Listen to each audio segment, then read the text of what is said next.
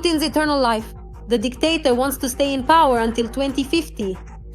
Putin's team is actively seeking out all available anti-aging developments. The Kremlin is making plans not just for a decade, but for biological immortality.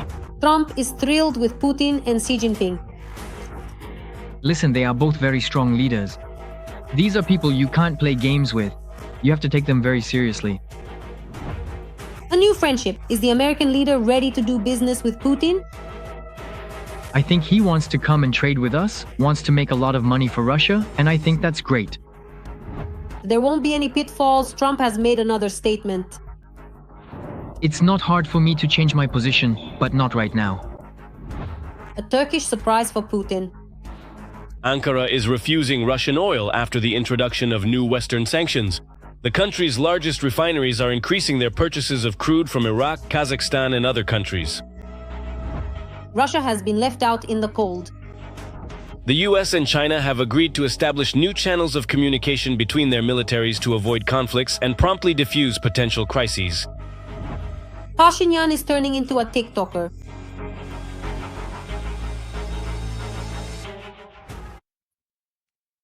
Friends, recently there was an interesting news story in the media that Putin plans to live until he's 97.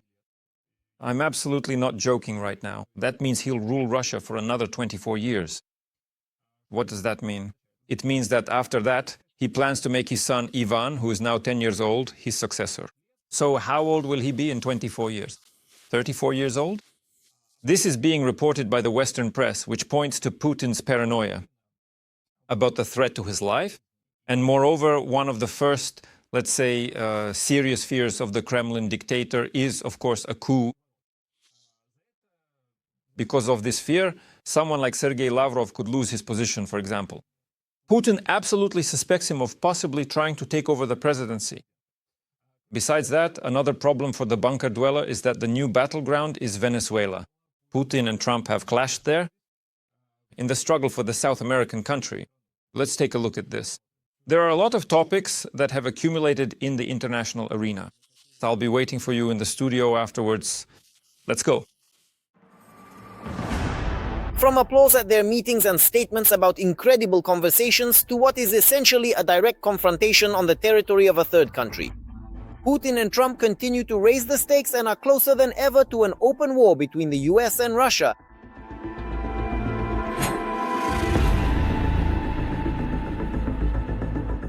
And this is not about the Ukrainian front, but rather about a war in South America that hasn't even started yet.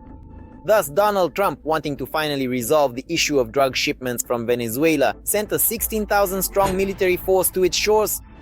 At the same time, according to the Washington Post, the force includes 8 surface warships, a nuclear submarine, and aircraft, including a B-52 strategic bomber and F-35 fighter jets.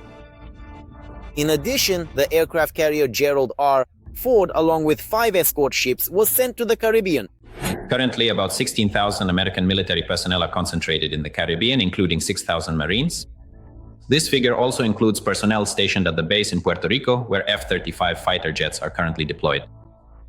Obviously realizing that things were getting serious, the president of Venezuela requested military assistance from Russia, China, and Iran. Only Putin responded.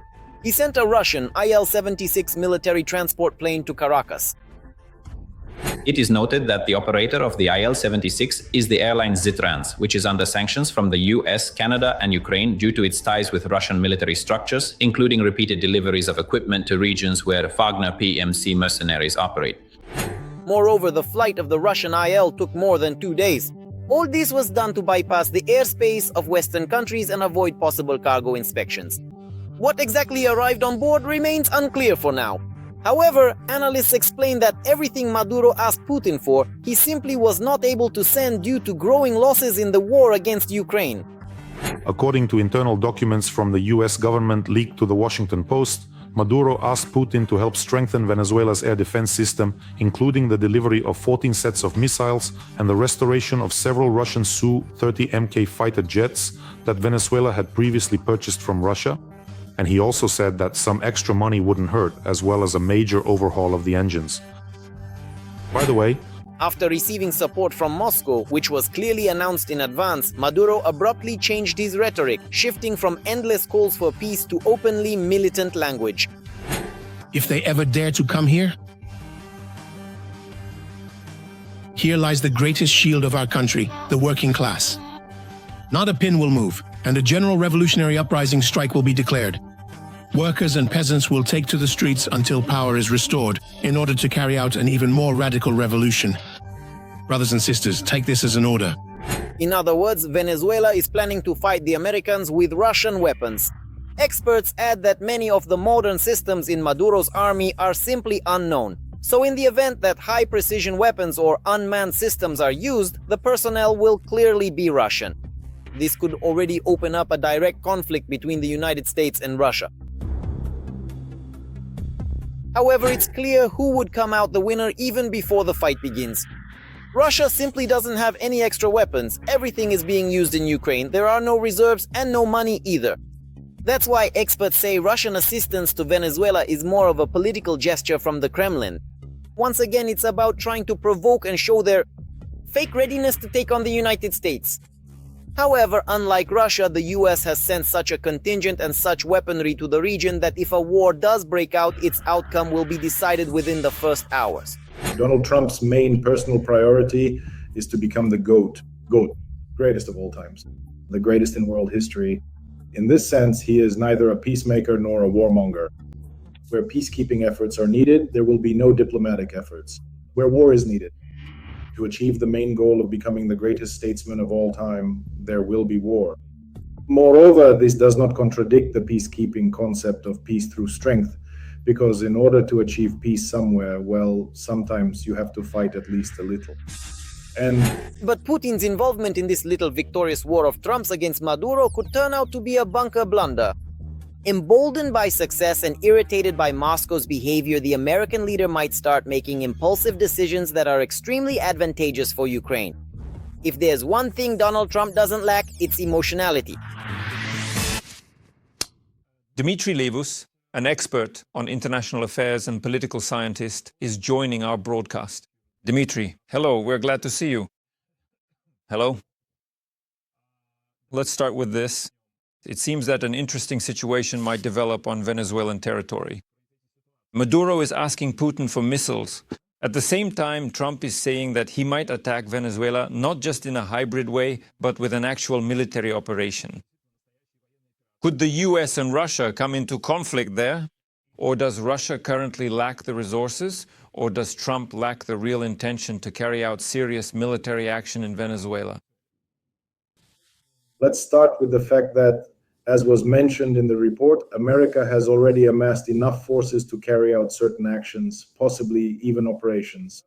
And what is somewhat left behind the scenes is that actions are regularly being taken, specifically strikes against ships, against certain vessels that are said to be transporting kittens, yes. So these actions are happening.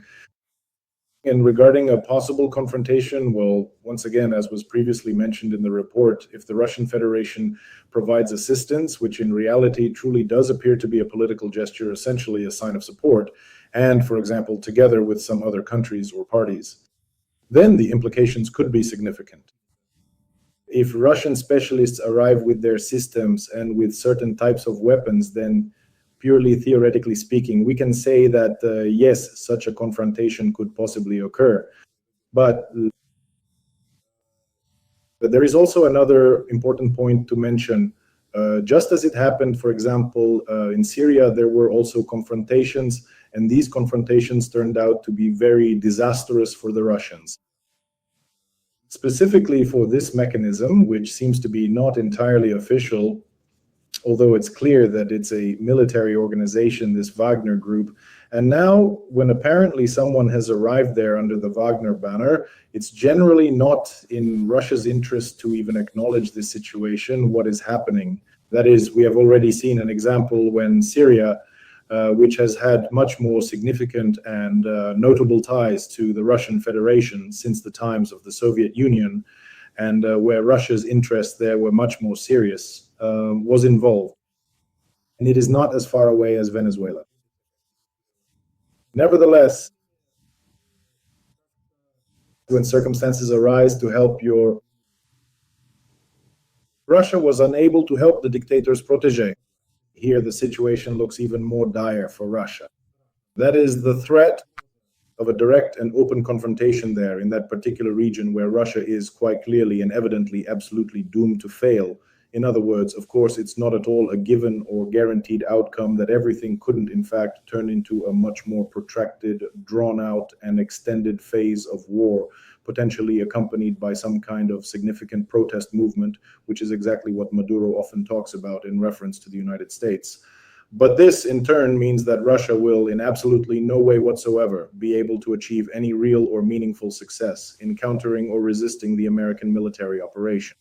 That is absolutely, without any doubt, completely certain. And that's precisely why, yes, I truly and genuinely think that this remoteness, the significant lack of sufficient and necessary resources, and from a political perspective, the very real and tangible possibility of a loss will ultimately lead to the fact that this confrontation, if it does indeed happen in some form or another, Moscow will then, as is usually the case, say that nothing really happened at all, that everything is perfectly fine, condemn the so-called American invasion, and that ultimately will be the full extent of it. Let's discuss something else. This is a rather controversial topic, but I think it's quite interesting as a hypothesis.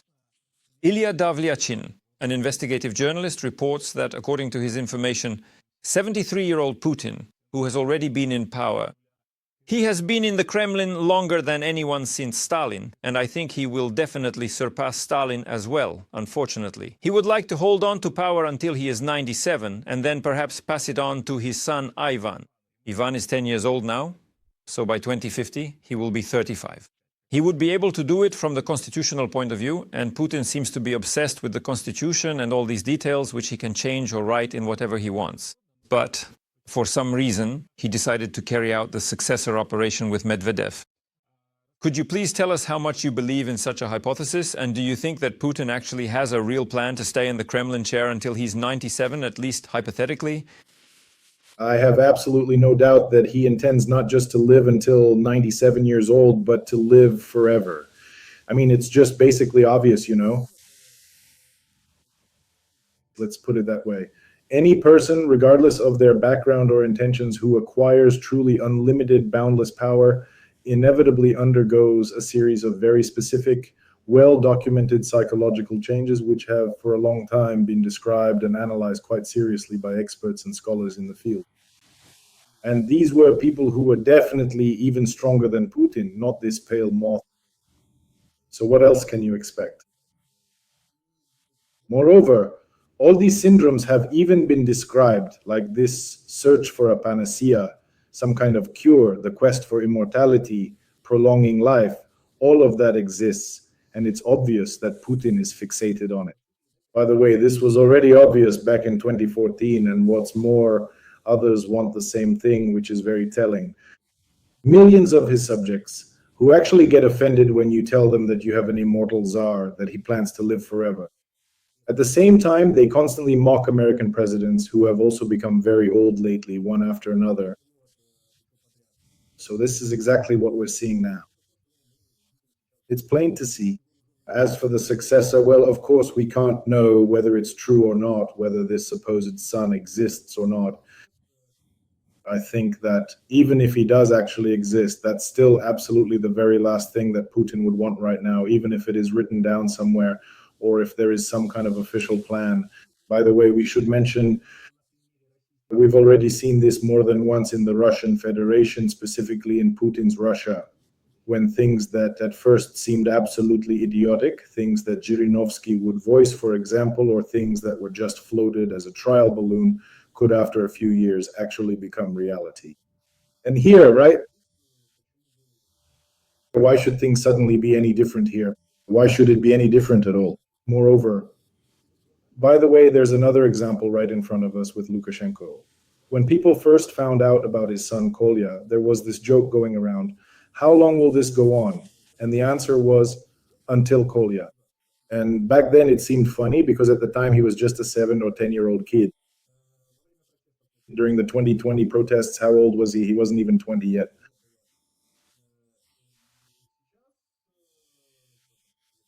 He wasn't.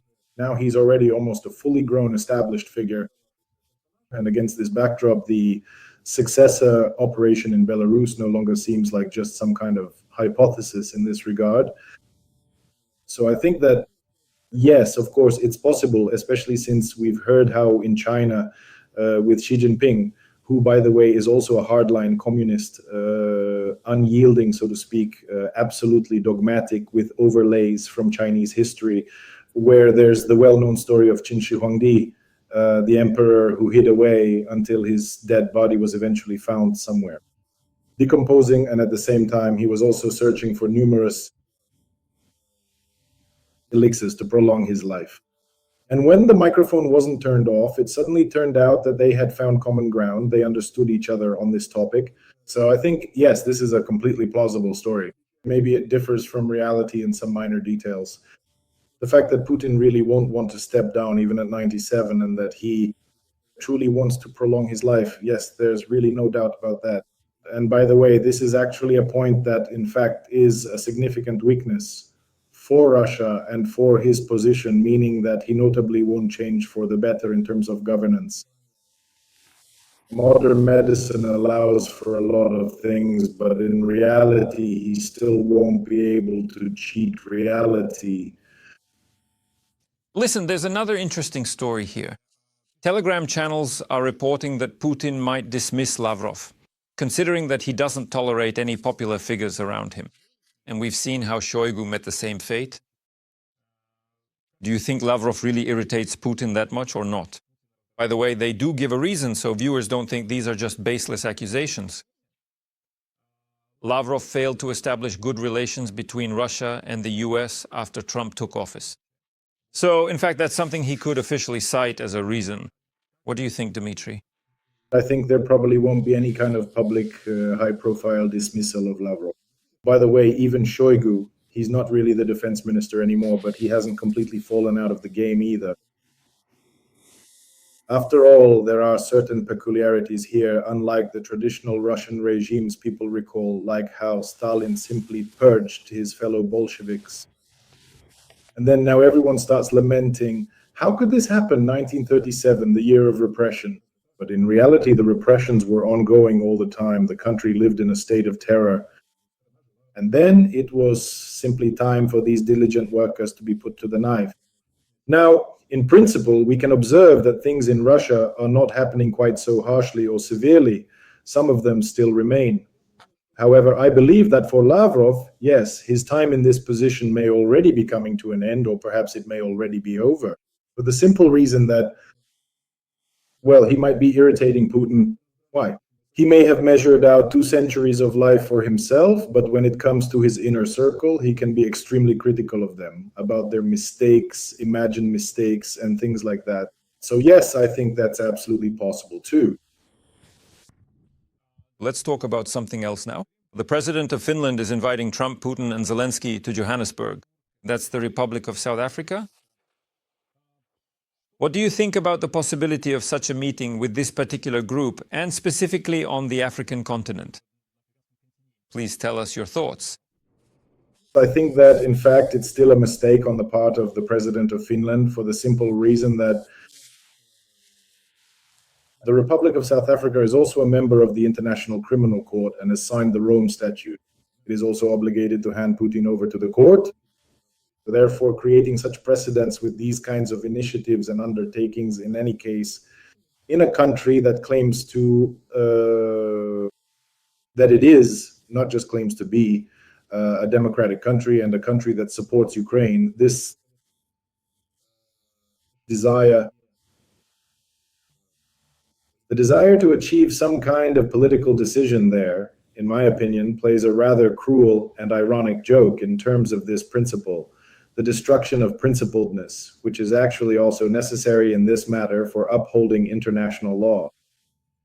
As for the possibility of a meeting, I think it's unlikely, because Putin, we've already seen how he runs away from Zelensky, just shamefully runs away, then claims, no, it was them who wanted it, Ukraine didn't want it, puts forward additional conditions, and so far, in my opinion, there are no grounds for it. Well, maybe. That's exactly why he's proposing this meeting. Thank you so much, Dmitry, for your analysis. It was interesting to hear different hypotheses. And regarding these most important questions, Dmitry Levost, an expert on international affairs, was on the air of Ukraine Today. All the best to you. Goodbye. Goodbye.